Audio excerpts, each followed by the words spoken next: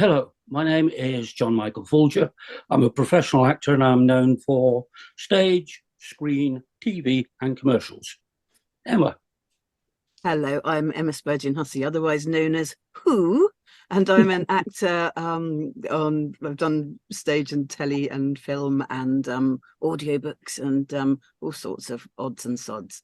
And this is Rory. Hello, I'm Rory Wilton. I'm a television, film, TV, stage, radio, voiceover actor. I'm with Teresa at Filmcast Cornwall Southwest, as is Emma.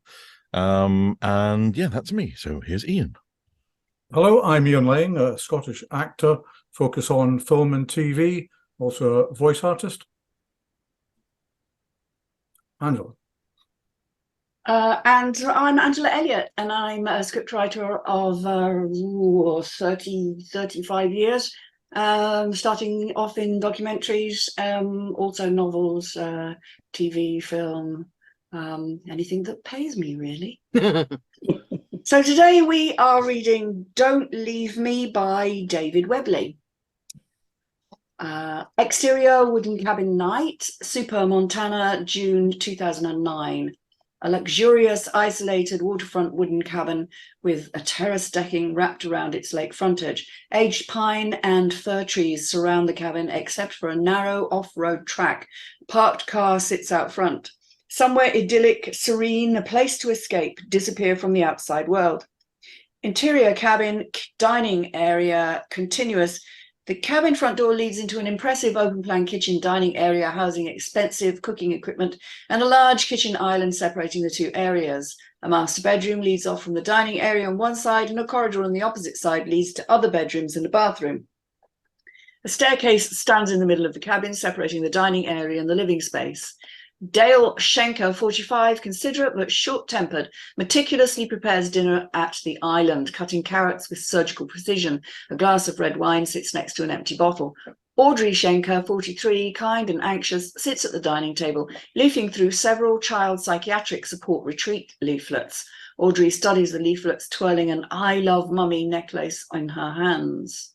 This one looks good. She lifts up a leaflet and shows it to Dale across the room. Did they say anything? Who? Dale stops chopping. He gesticulates with a large kitchen knife as he talks. Amanda, Phil. I thought we had past caring what other people think. I've still got a reputation to keep. Audrey looks up at him. Really? Dale gets a hint and goes back to chopping. They'll say we can't manage. Audrey starts to respond, stops herself, wanders over to him. It's the third time he's been suspended.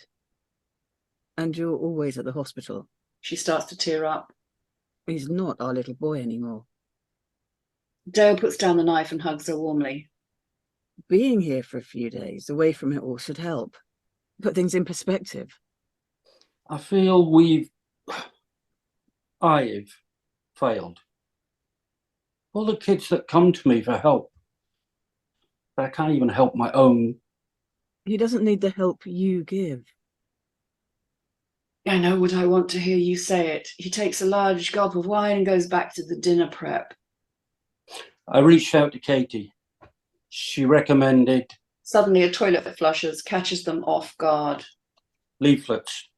Audrey hurries over to the dining table as Theo Schenker, 13, overly energetic and agitated, stomps into the room. He looks at Dale arrogantly and slowly drops 2 pills into the sink one by one. Audrey quickly gathers the leaflets from the table.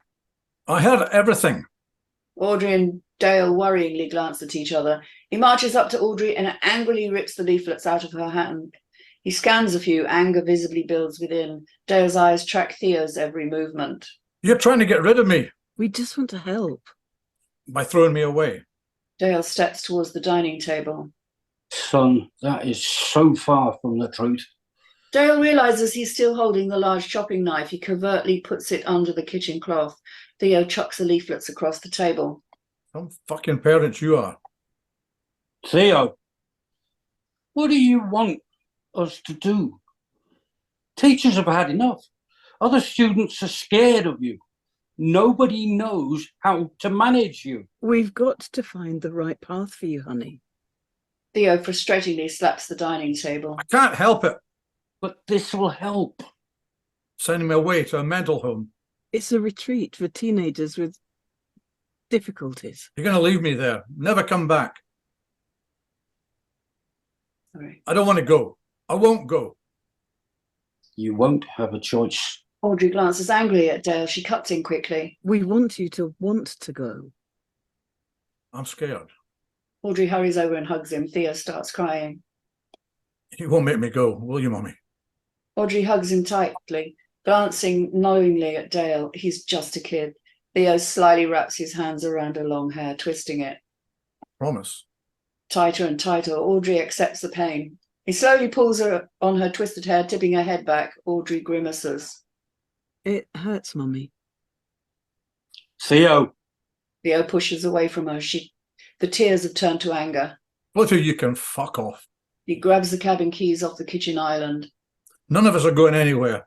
Audrey and Dale watch as Theo manically runs around the dining room area, slamming doors and windows shut. He runs into the living room. I'll find him. Theo returns to the dining area and storms to the island. He pulls a large kitchen knife out from under the cloth. Really? He throws the knife back and forth between his hands, an evil glint in his eyes. Put the knife down, please. She starts to cry. For a split second, he looks up at Audrey, his eyes not on the knife flying between his hands. The blade splashes his hand, hurts. He drops the knife. Audrey rushes over to him. She quickly examines the wound, wraps his hand in a cloth. Dale appears from the corridor holding a small, very loved, scruffy toy dog. On the collar around its neck is a small photo frame of a younger Theo and a Labrador puppy with the initials CJ on the top. Theo sees the toy dog and his anger melts away. He mentally transforms into a delicate, loving younger boy. He takes the dog and affectionately sniffs and cuddles it. Audrey takes him to the dining table. Dale notices the blood soaking through the cloth. Let's check that out. They leave Audrey at the dining table. She smiles to herself as she watches them shuffle away. We keep on Audrey's face as Theo and Dale go to the sink. Please don't leave me, Mummy. Theo, sometimes parents have to make difficult decisions. I'm sorry, but we think you need to go. It's for your own well-being. You'll understand when... Shuffling noise off screen, then Audrey sees something we don't see. Her mouth drops open. Theo, wait. Audrey turns her head back to see Theo standing next to her, a large knife in his bloodied hand. Fear and anger consume Theo's face. He raises the knife. Smash cut to exterior wooden cabin night. The cabin lights illuminate the peaceful woodland. A hoary marmot hurries across the cabin track, then an ear-splitting scream. The hoary marmot looks up, startled, and scurries away. Fade to opening titles. A selection of interwoven video clips from local TV news channels and newspaper headlines from local press. Newspaper headline, Big Fork, Montana massacre. Boy tortures and kills his parents before committing suicide. Friends say the loving parents tried everything they could. Newspaper headline, suicide son was being sent to a psychiatric unit. Father was a surgeon who helped hundreds of children. Newspaper headline, lunatic yanked my daughter's hair all the time in class and teachers did nothing. Teachers at Wyvale School had warned the principal that the boy was, and I quote, a ticking time bomb. Newspaper headline, several malpractice claims surface against Psycho's father. Friends say that the local surgeon was a functioning alcoholic for years. This got worse as they had to deal with his son's disruptive behavior. Looks like this story layers tragedy on tragedy. Fade to interior, exterior SUV driving down a winding forest road day. Super Montana, June 2024. 5 young women sit in a mid-range SUV, all looking sweaty and bothered, with the windows rolled halfway down. Harper, 18, the insensitive but popular bitch, smacks the broken air conditioner unit as she drives. Can't believe he didn't get this fucking thing fixed. Car's only 18 months old. Imani, 18, Hispanic, the outspoken comedienne, sitting up front, shakes her head at Harper's failure to get the air conditioner working. In the back, Madison, 18, the abrasive idealist, sits by the window taking photos of the world flying by. You know you're stealing it for the weekend. Can you slow down? I'm trying to take a decent shot. Kaya, 18, African-American, the understated influencer of the group, sits in the middle of the backseat, typing away on her phone, lost in a chat room. Shit, Mike banged Sarah. Fucked up. She fucked Todd last week as well. Nasty bitch. Post that. Not getting into that. I'll do it. Imani picks up a phone and types away. I wonder what hurts most, her throat or her knees. Too much? Imani, Harper, and Kaya laugh. All right for a job to fuck 2 women in a week, though. Harper raises a fist to show union. Always too quick to degrade ourselves. Just because you want to fuck her. Bitches, please. This is our first time away. They all go quiet. Madison leans forward. Nothing to say, Shani? Madison reaches over Kaya and hits the arm of Shannon, 18, pale-faced, the anxious artist who is staring at a locket which holds a faded photo of her mom. Sorry, what? Back to planet Earth. Harps, you all right? Shannon nods as she rubs her arm. She looks down at a deep scar running from her elbow to wrist. Harper changes channel on the car stereo. The Black Eyed Peas, I Got a Feeling, kicks in. Jesus, how old is this? Kaya, Imani, and Harper all start singing to it. Kaya leans into Shannon and Madison. Come on. They all start singing at the top of their voices as they drive down the forest road. Interior, exterior SUV driving down a winding forest road. Later, they all look bored and fed up. How long? Sorry. We've only been gone 2 hours. I need to stretch my legs. Madison leans forward and hits Imani on the shoulder. What? You're sick. You're not going to believe this place. So fucking cheap. Long weekend price was way cheaper than other places, even for one night. They fucked up? If it's too good to be true, I feel you, Mads. just saying. Can we just have some fun? We need this. Well, me most of all. The women all go quiet. They all heard her. You sure you won't notice the money? Nah, Dad's expense account's crazy. Doesn't even check it. Strip joints soon rack up the dollar. Yeah, yeah. That's where we'll call it a day because that's page 10. Great. Thank Okay. you, guys. Okay, Ian, your thoughts? Yeah, I liked it. I think I did have a note about the date and location right at the beginning. I think everyone picked up on that. That was very nice to see that for a change. That was good. A nice setup. Yeah, I think some kind of horror coming. I'll just say we can bet on which one of these young girls is going to get killed first. I think that's the start of this. But I think is it somebody else that killed all these 3 people in the first scenes? They're coming back later. We're going to find this person, in this this campsite or wherever they're going to go to. Yeah, I liked it. Lots of possibilities. I think as long as it doesn't get too generic or stereotypical, because there's a potential or tendency for this kind of thing to go that way, I think. But other than that, yeah, it's good. I was a bit confused, not confused, but I didn't see the point. This very detailed description of the plan of the building in the first couple of scenes. It doesn't seem to make any sense unless there's some relationship to that later on about about how they were killed. Other than that, yeah, I liked it. I think it's got some potential. Perfect. Thank you. Rory? Yeah. As with Ian, I was very pleased to see A Place at a Time. Nice character descriptions. Kept things quite clear. Yes, I hope you buck the formula, because we can all see we've been in one of these films, both of us. Neither of us with the girls. Yeah, neither of us with the girls, but the conversations they're having are virtually exactly the same as the ones that in the film that we were in had. Only it was set in England, not in America. I think it's buck the trend. Let's see what how it differently changes, and it's not just the plucky girl who ends up walking out of the forest at the end of it covered in blood. Yeah, the final girl. Yeah. And I'll tell you now who it is as well. Yeah, go on. It's Shannon. Yeah. Yeah, so that's it from me. Ready? Yeah. Emma. Yeah, I'll try not to repeat things. I wonder whether it's always clear when you get the bits in italics, which I think are people's thoughts, and it's like they're looking this way, just always who it is that's having that thought, and whether there's just some way that you can safety net that so that, you know, people are really clear about that. It's a couple of times when I think you've got your I'm going to get it wrong, but adverbs not quite right.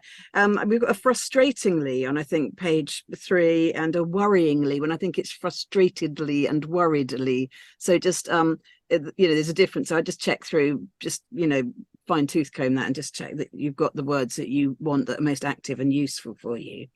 I'm confused by mummy. That's why I didn't bother doing an accent. I thought, are they British people in America? It sounds like he's going to school in America. I mean, obviously we're in Montana, and I looked up the little creature, the hoary marmot, and indeed that's a very north part of North America critter. And yeah, but it's mummy, and it's mummy, and it's mummy, and then it's mom later on. So unless there's bits of America where they do say mummy, it just kind of slightly threw me. So remarkably full sentences for newspaper headlines I put. All the words are in there. And of course it's a bit like with the old telegraphs where you're paying per word, so I would try and cut out some of the you know, articles and things like that in the headline. I'm suddenly less interested, and this might be an old fat woman's bias, but as soon as there are young women who are described by their attractiveness that appear, unless they've got a lot of interesting going on with them, I start to think, oh.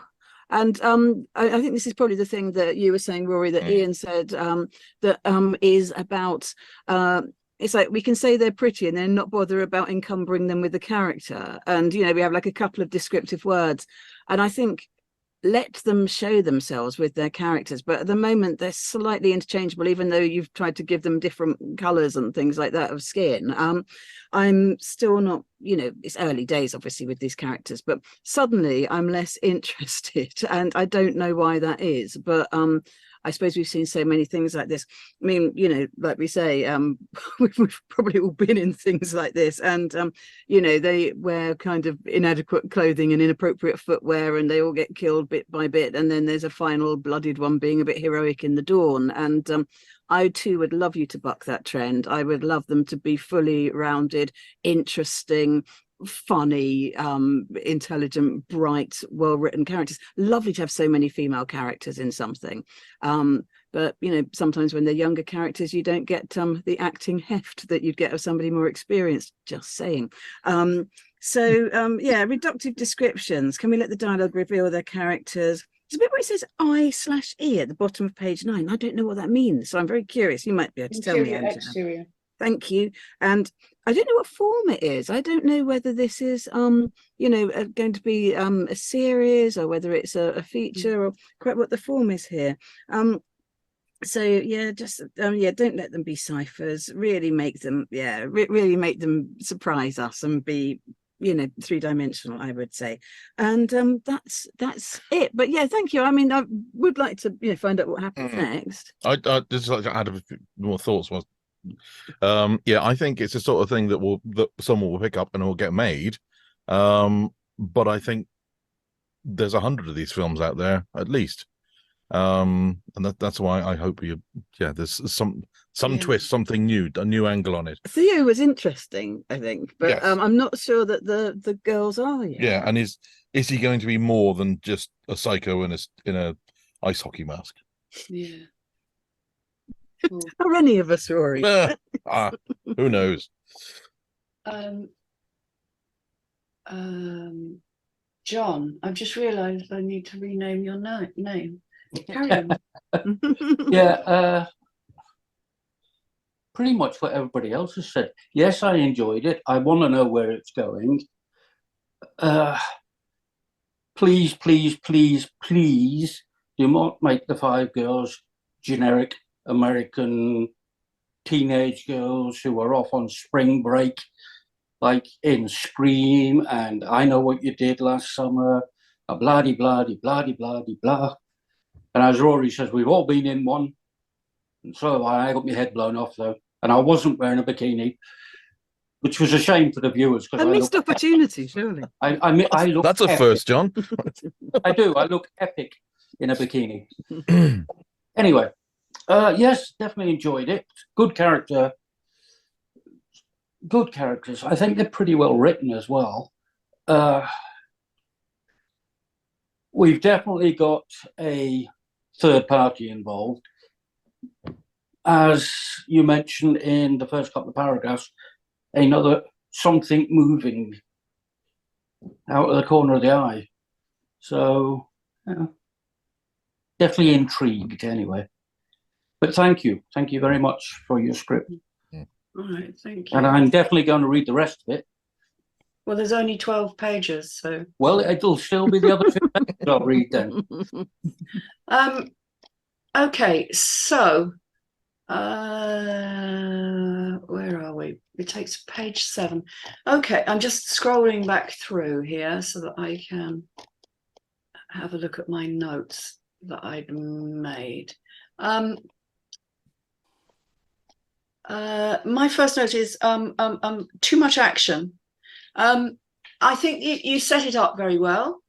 I'm also not sure that we really need the extensive walk through the cabin. That I get that you may want to make sure that we know that it's a cabin with a dining room and a kitchen area, and that rooms lead off. I think there's a neater way of describing all of that, a more concise way. I think that the initial characters are well rounded and set up very well. But what I struggle with, and I've been working with somebody today on this, trying to help them to understand that you don't need to telegraph every action, every movement that the actors make during a sequence of dialogue. So it's enough to set it up at the beginning and have them talk and let the actors play it out, because the action will be implied by the dialogue and by the reactions that each piece of dialogue by each actor, by the reactions that are as a result of that. So, I mean, I'm looking now, for instance, at page 2, where we've got, this one looks good, and she lifts up a leaflet and holds it to Dale across the room. Okay, I think you could avoid having that break up the dialogue by putting it in front of her. So she's studying the leaflets, she's twirling an I love you necklace in her hands, and she holds a leaflet up and says, this one looks good. Then you instantly avoid breaking into your dialogue. Did they say anything? Who? No, I don't. I mean, you've got a knife in your hand, but I wouldn't put that. I wouldn't break that there either. I would put underneath his name in parenthesis. It's perfectly okay to put a small amount of direction in there, and I would put in there gesticulates with knife as he's talking. That gives the actor the indicator. Okay, I've got to do. You know. I mean, you're not breaking into the dialogue, and then you've got quite a smooth flow of your dialogue as well. It reads faster, and you really don't want, you've got 5, 6 minutes, 7 minutes to page 7 minutes of this setup. And I'd kind of like to get through that faster, because that's not where the bulk of the story is it? You know? And so then I think... sorry, just while you've paused momentarily, that if you don't break up the dialogue with action too much, it's so much easier to learn, because you think, I've got a line here, and it's like, but I can't remember what the person says next, and it's like, oh no, it's not a person, it's me. And you know, so it just makes you feel that you've just got a line floating nowhere, attached to nothing. So yeah, the fewer interruptions, and I know this from bitter writing experience, the better. Absolutely. And I think also then page 3, where we've got Dale, they'll say we can't manage. Then you've interrupted it. She starts to respond, stops herself, wanders over to... I would just forget all about that. Just let the actors do it, you know, and it's implied in how they're saying it. You know, you could have her go, well, beat. It's the 3rd time he's been suspended. Beat. And you're always at hospital, you know, and let the actor decide whether they're going to cry or not. I mean, I personally, when I read that, I thought, God, she cries easily. You know, I mean, just let the actors act. Sometimes you don't, you know, you just don't need to do so much directing them. Yeah. And also directors don't like it when you direct them very much either, you know. Then I think when you get to, so other than those things, which are minor points really, I like the fact that you set it up. I like the way you set it up, and I like what's happening with Theo and all of that. It is good. It's a good thing, and it works out well. And we get the idea that this kid is, you know, he's fragile, and he goes off on one at times, and he's, you know, he's one of those kids that's got problems. And I like the fact that there's a little bit of, we don't really know who it is that's done it and who hasn't done it, but the implication is it's him, but is it? Probably not, you know. And then we get the girls. Now, I agree completely that the girls are just like, I don't care about them at all. You can murder them right now for all I care, because they have got nothing about them. And even the worst kind of, I know what you're doing. You're saying these are kind of, you know, teenage girls who are all annoying at that age anyway, and you love to hate them at that age. But they're all someone's daughter. They're all loved by someone, and they have to have redeemable features, even if, you know, you don't like them particularly much. They have to have something about them. And so I would just try and make them, as Emma says, try and make them as rounded as possible and real people. You know, why? Think about why is, for instance, I've just rolled forward Imani, Hispanic, the outspoken comedian. Why is she the outspoken comedian? Why? Why does she feel she has to be that? Really get a hold of why those people are the way they are. You know, Madison is the abrasive idealist. Why is she an abrasive idealist? Don't just fling out, you know, descriptions of them. Think about, why is she like that? What's made her that way? The more you know about your characters, even if you don't put that on the page, the more it will inform your writing and your creation of those characters. So yeah, you know, I mean, basically at that age they're all trying to be bigger and better and stronger than each other and show that they know everything in the world. I remember I was about 16 having a conversation with a guy in a pub many moons ago, and in a pub in Stratford-on-Avon where I used to go to school. And I shouldn't have been in the pub obviously at 16, but kids did, and kids still do go in the pub at that age. And I remember having this conversation with this guy who could only actually have been about 21 or 22, but when you're 16, that age, and somebody's 21 or 22, they seem really old. And I remember him saying to me, you don't know anything. You think you're so big and tough and strong, and you haven't experienced anything. And I remember at the time, it really hurt me to be told that. Because obviously I was in the pub and I thought you know, but it's true. These girls know nothing. Even though they're trying to pretend that they really do. And, you know, we are assuming that they're going to be picked off one by one. As they are picked off, which are the ones that are going to suddenly discover that they're older than their years? Which are the ones that are going to crumble and be the little children who are desperate and want their parents and somebody to come and help rescue them? You know, which are the ones that are going to stand up and fight? So that'll be interesting to know. But yeah, great. And also the italics, hate italics. What's the point of putting thoughts? We can't see them, we can't hear them, and they're not helping the actors, so don't bother. Save the space and put in something else. Other than that, yeah, would love to know what happens and how it ends up. Really would. Brilliant. John, you're talking, but you're on mute. That's much better. Yes, I read the other 2 pages, and it's just more high school drama in the car. It's nothing. Literally, the whole 2 pages of them talking. It's just nothing. I mean, is there a twist to this?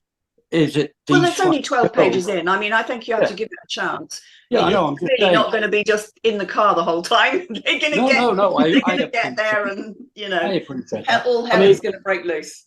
Yeah, we're all surmising that they're just generic 18-year-old spring breaker girls who are all going to get murdered off. Is the twist in this the fact that they get the murderer? You know, are they the new Shaggy crew? We don't know, do we? But it Who will be knows? interesting to find out. Mhm. Okay, thank you so much. Yeah, thank you. Thank we you. did- We did enjoy it.